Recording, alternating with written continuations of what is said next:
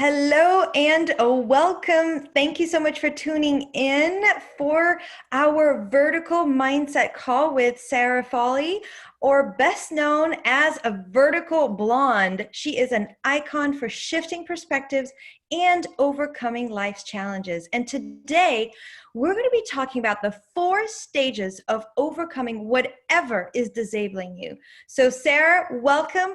Please take it away. Aloha, everyone. Thank you so much for tuning in. This is so near and dear to my heart, and I get asked all the time, how did you take your life circumstances, what looks very disabling to the eye? I was paralyzed in an accident, now use a wheelchair full time to get myself around. And people always say to me, how did you do it? How did you take that and turn your life into gold and sunshine and have this personality that just brings up other people, that lifts other people? And it really, really was a process. And sometimes the things in our life that seem really easy to us, we have to break it down and really understand how we can then share it to other people.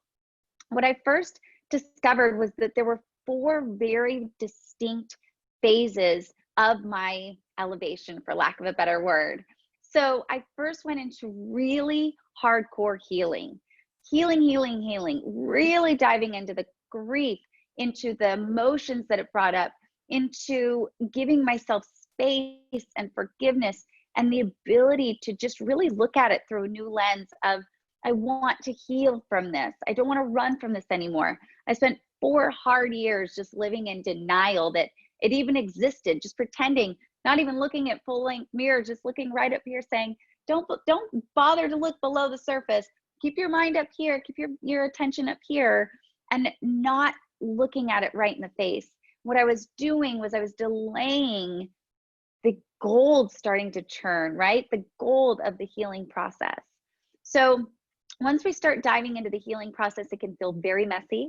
It can feel really scary because you are disrupting everything that feels really uncomfortable, everything that feels very, just the things that we're not supposed to talk about, right? We're supposed to only talk about positivity and everything's great and keep your mind set up.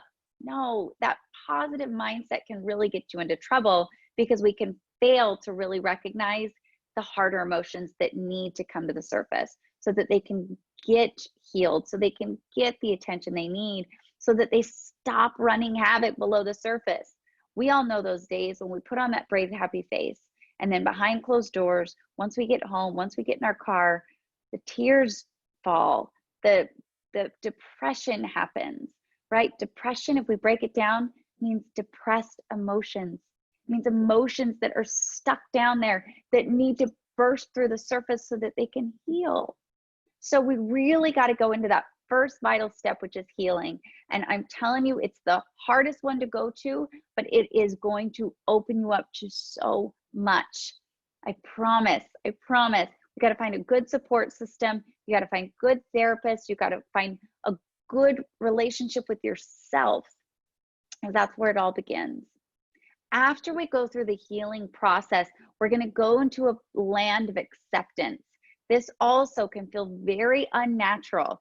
There's sort of this idea that if I'm happy and I accept this hard circumstance, this disability, this thing that's wreaking havoc in my life, this circumstance that I cannot change, if I accept it and I'm happy, then somehow we've let it win. We've let it take control, when actually that couldn't be further from the truth. When we accept circumstances as they are, realizing that we do not have the power to change the fact of it, right? All we can change is that story we've told ourselves around the fact. The fact remains, I'm paralyzed in a wheelchair, right? The fact remains, I was in a 4-wheeling accident. I broke my back. My spinal cord was compressed. That is preventing my brain from talking to the lower half of my body. That is a fact. No story around that can change that. That is set in stone, right? For now. We never know what technology and medicine can lead to. But what I can change is the story that I've told myself around that circumstance. And the story that I can tell myself now is that I accept you. I understand that it is there, but I also don't have to live in this cage of depression and sadness and anger and rage around it. I can also still live a very happy, fulfilled, joyful, real, authentic life and have a disability. There's an and, it's not an either or. And that's what acceptance is. Acceptance is replacing the or with an and. After we go through the acceptance process is the embracing process. This is where those cracks start to be filled with the gold. There's actually this beautiful Japanese art form called kintsugi. And what it is it's actually taking pieces such as bowls and plates that have been broken, and they fill it with gold and they put it back together. And they actually start to celebrate it as the history of the item. And it's filled with gold. Those cracks are filled with gold. Our scars are filled with gold. Our scars can be used and celebrated as part of the history of our life. That is what it means to start embracing those cracks. Start embracing those hardships, those seemingly disabling circumstances. In later videos, I'll talk about those as SDCs. They are seemingly disabling circumstances. That is where we take the disabling circumstance and we put that story around it that it's seemingly that way. We don't know what it's leading to. We don't know the gold that's going to be there in that crack. We don't know how it's going to be then celebrated as part of our history. And then the elevation happens. And this is where we start to use the gold. This is where we start to truly celebrate it. This is where we start to put that gold upon a pedestal and say, yes, this happened, and I'm happy, and I'm embracing it, and I'm overcoming it, and I'm doing something with it. I'm leading an iconic life because of it.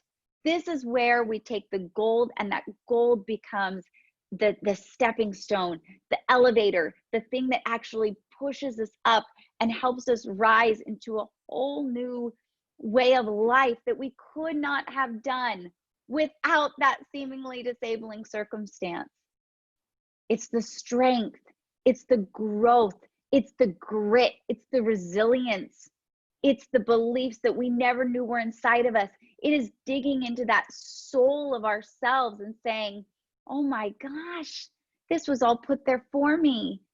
This was all put there so that it would elevate me, so it would help me rise to be a better person, a better parent, a better partner, a better leader. It was all there for me.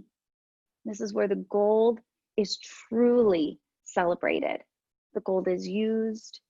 That is what true alchemy is, right? It is taking that ugly, metal, hard moment in our life and turning it into gold. That is what living vertically is all about. And those are the 4 stages that you're going to travel through. And unfortunately, we got to go through number 1 and 2 to get to number 3 and 4. So it's going to feel messy. It's going to feel really uncomfortable at first. But on the other side of that, that's where the overcoming is. And that's where you get to feel that gold. Amazing, Sarah. So just remind us real quick, number 1. Healing. Number 2. Is acceptance. Number 3. Number 3 is embracing. And number 4 is elevation. Right. So you were talking about on the first thing you were saying, oh, we can't, at the beginning, we feel like we skipped the step, right? We want us to go straight to elevate, and we're just positive, and that's not good, because it's not good. And so we want to get into it, and it gets messy. Now, we all know people like this. I mean, I think so, where the people go into the messy and they stay in the messy, and they keep staying in the messy. And I think that's a big thing. People don't want to go in the messy because we've seen that happen, and people get stuck there. So what's like the good in between, and how do you know what the good in between is? I think just like any really effective goal setting, you have to set your intention from the beginning. Like, what is my true intention? Like, before I brave that storm, before I get suited up and go in and deal with it head on, what is my intention? If my intention is to heal, I have to hold that intention really near and dear to my heart, because that intention is going to be my North Star. That intention is going to be my true north of where I want to go with this and how I want to see myself out of it. And it is true, people will get very stuck in it. It gets very, very messy. And that is why having a support group is vital. Great therapist is vital. A coach, a mentor, friends that you don't have to feel like a burden when you're talking about these things with. I think that it's really common. And again, I can really only speak to what I've gone through personally. In my personal circumstance is a spinal cord injury. And I noticed that when I was going into the support groups, it was sort of this feeding frenzy of negativity. It was a feeding frenzy of like, oh my God, look how bad it was for me. No, my story is worse. No, my story is worse. Look at me. I'm such a victim of my story, of my circumstance. That's when we truly have to take an awareness of ourselves of, am I playing the victim or am I looking to heal? And looking to heal is that person that's got the true north saying, I want to get through this. I want to be better. And that's going to start with a real solid intention of where you want to go with it, because otherwise you will get stuck. If you just say, I'm just going to stay here in the land of negativity and feeling like a victim, you will get stuck there. And that is a horrible and very dark place to be. I was there for a while. I also got very stuck, like I said, in denial, which is also a really scary place to be, because you're not asking for help. You're not actively looking to heal. So having that and accountability is really vital too. So not just having that intention with yourself, but letting the people around you in your life know what you are wanting to do and where you're at with it, so that they can start to be accountable for you. Amazing. And so you mentioned one thing, like talking to friends, that you can talk about this and you can be comfortable going there, getting messy with your friends. Sometimes I felt that before, where I go into the messy and then there could be a point where it's too much. So how do you know, like you go into the messy like 3 out of 5 times that you talk to them? How does it work? Well, I think that's where really understanding your friends is important, and understanding like, yes, this is one that I can trust with this moment, or this is one that they're not going to really take it very seriously, or they're not going to know how to handle it themselves. Really surrounding yourself, we know that proximity is power. We know that the people around us are the ones that are going to elevate us and push us in different ways. So we want to be really clear on that. And that's when just having a really honest conversation is there. And that's why it's important to not just have one person they're going to time after time after time. You want to make sure that you also really find those professionals too. Because I will tell you that my therapist, she has done such wonders, and I have never felt more honest than I do in her 4 walls. It is a place that I know I can just bear it all. I don't have to feel judged. I know that there's an exchange of, I'm giving you money and therefore I need you to help me with my problems. I can talk about my problems without feeling like a burden. There's an exchange there that we don't get with our friends. So it's just important to have that circle. So a really great place to start before you even start to go into the healing process is start to just get clear on who your circle is. Start looking for therapists, start looking for a coach, start looking for online and in-person support groups. All of those are going to help you along the way.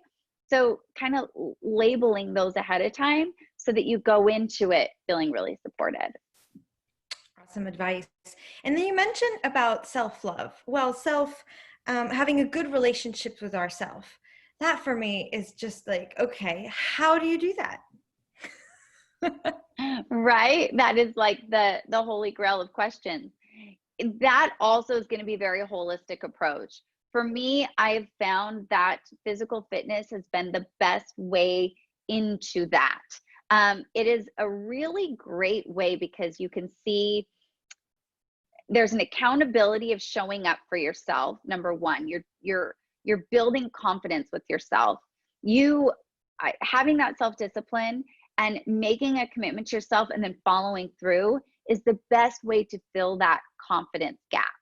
Because we all know the people that we've got confidence in, they're the ones that show up when they say they're going to show up. So why is that any different for ourselves? So when we make that commitment to show up, and then with fitness, it's kind of great because you can see physical results after showing up.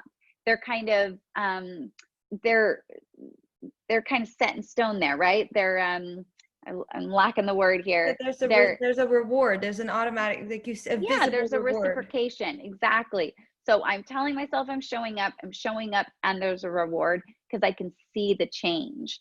So that for me has been wondrous. Journaling has been wondrous. The conversations I have when I look in the mirror with myself have been wondrous. Those have changed. I don't know about you, but I tend to talk to myself all the time, having conversations with myself all the time, in the mirror, in my head, wherever. And then showing up for yourself. This one, I've gotten flack for it in the past, but it's not just about hair and makeup and looking pretty. It's about presenting yourself in the way that you want to be received. So, and that goes for yourself too. I want to present myself as confident, as feeling really good about myself, as showing up for myself, as prepared for any opportunity that comes my way, right? Going into the coffee shop, you never know who that person next to you in line is going to be. And so we do base things on judgment really quick. We're going to judge if that person is safe, if that person is healthy, if that person has a strong will to show up for commitments. That can all be seen by how we're presenting ourselves to the world. So I would say those three things are really important. The way we talk to ourselves, the way we're showing up, and finding something that has a great reward to it. I find physical fitness to being the best. Amazing. And tell me something. So once you overcome and once you're up there and you're on the last fourth step and thriving, is that it? Does it end there, or does it just keep coming back? I think of them as thresholds instead of finish lines. I used to be a finish line mentality type of person, right? Like you lose the weight for the trip, then you've made it, and then you go binge on all the junk food while you're on vacation. So I'm no longer about finish lines. I'm about thresholds. I'm about a lifestyle change. This is a new lifestyle. This is a way of thinking. This is a mindset. This is a whole new way that I tackle everything in life, right? I want to change that circle around every circumstance, that story around it. So for me, it's not about a finish line. It's about finding that threshold. And the top of one peak is just the bottom and the starting point for the next. And we want to just keep elevating. We want to keep growing, because this moment is going to serve us somewhere else. Just like all of our past has served us for right now. Those are thresholds. Amazing thresholds that we're here to support you. Thank you so much, Sarah, and thank you for tuning in, because every week we're here at with the Vertical Mindset weekly call, where we're here to shift our mindset, and we're here to really recognize that everything in life has the ability to elevate us to the next level and go over those thresholds. So thank you so much, Sarah. I look forward in seeing you all next week. Always a pleasure. Aloha, everybody. Live vertically. Bye.